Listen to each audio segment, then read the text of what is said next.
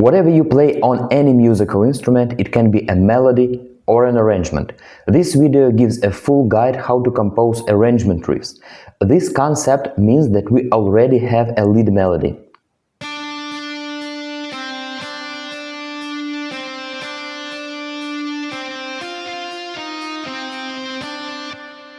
Our goal is to compose a rhythm guitar, which will be an arrangement for this lead melody.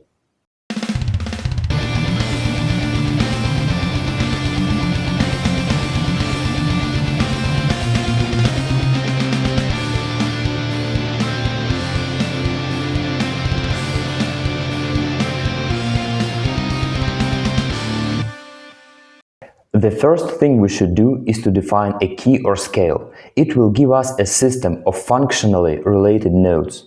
In all today's examples, I use the diff region scale. The scale consists of 7 different notes, which are called scale degrees, and they have numbers from 1 to 7, where 1 is the root note. The next step is very important: building the chord progression.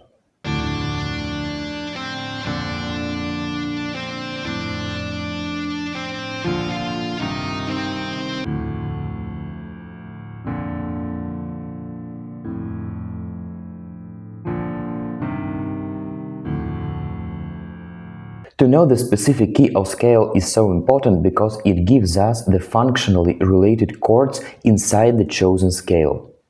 The chord progression is the foundation of harmony. Playing chords help different instruments sound together.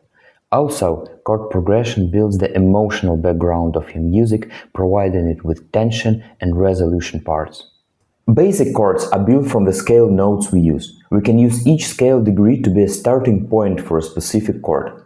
First, let's focus on chord numbers and forget about full names of these chords.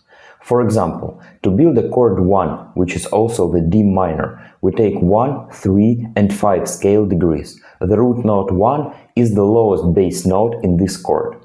This is how scale degrees become specific notes in chords.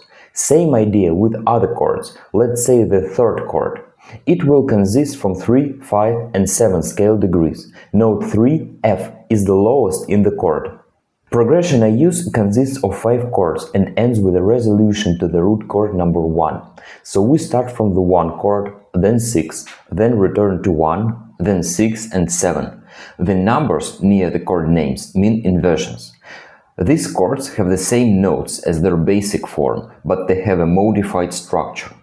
Inversions are used to avoid jumps up and down on a keyboard. Also, inverted chords sound softer. Building chord progressions from scratch requires some additional knowledge, but you can easily find a lot of already made progressions in the web. Please tell me if you need a lesson how to build your own chord progressions in comments. Everything we have covered for this moment is enough to compose the riff number 1.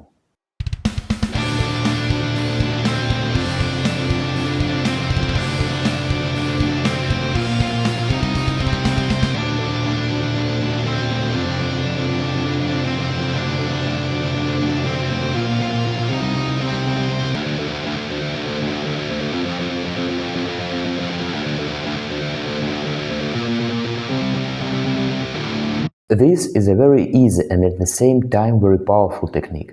The idea is to simply play the chord for the entire bar, as the single note, as a fifth, or as a full chord. You shouldn't underrate this method for its simplicity. It's very effective and it's widely used in chorus arrangements.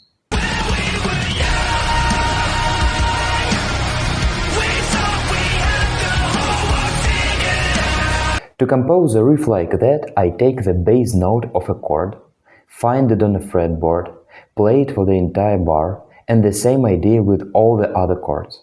But the final I play in fifths to emphasize the end of the phrase. The next step is to increase the complexity of the track.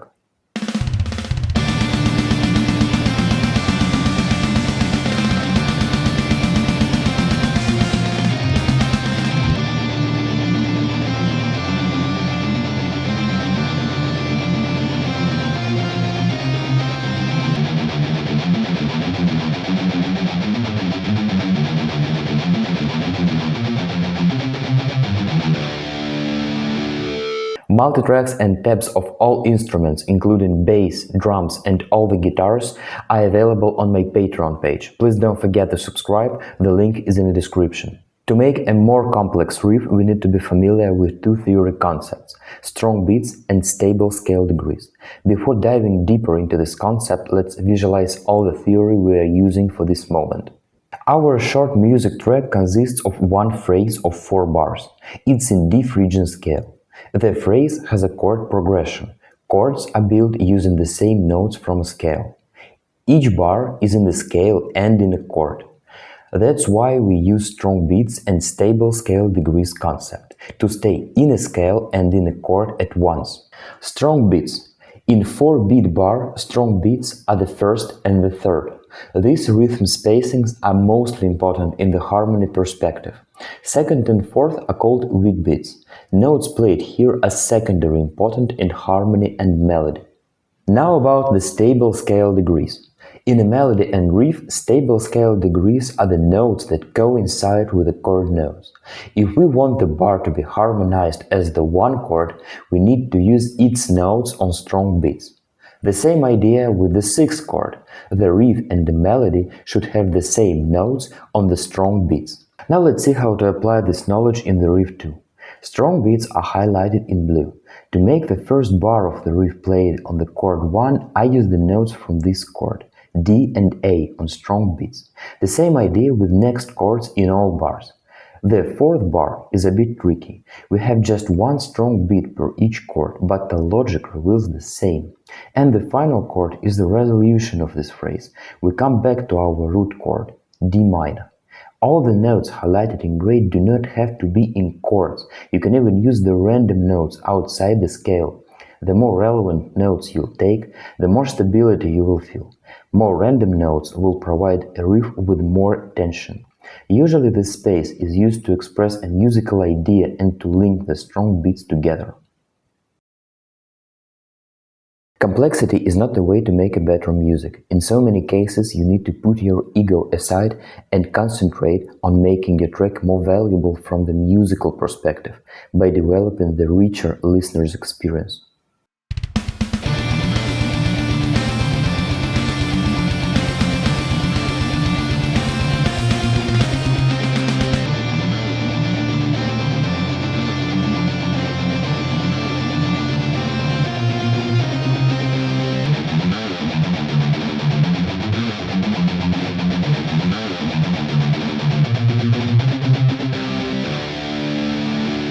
Usually, a better listener's experience is gained by applying different composing tactics and tricks. The very important thing I'm using is simplicity. Please take a look how many same notes per bar I'm playing.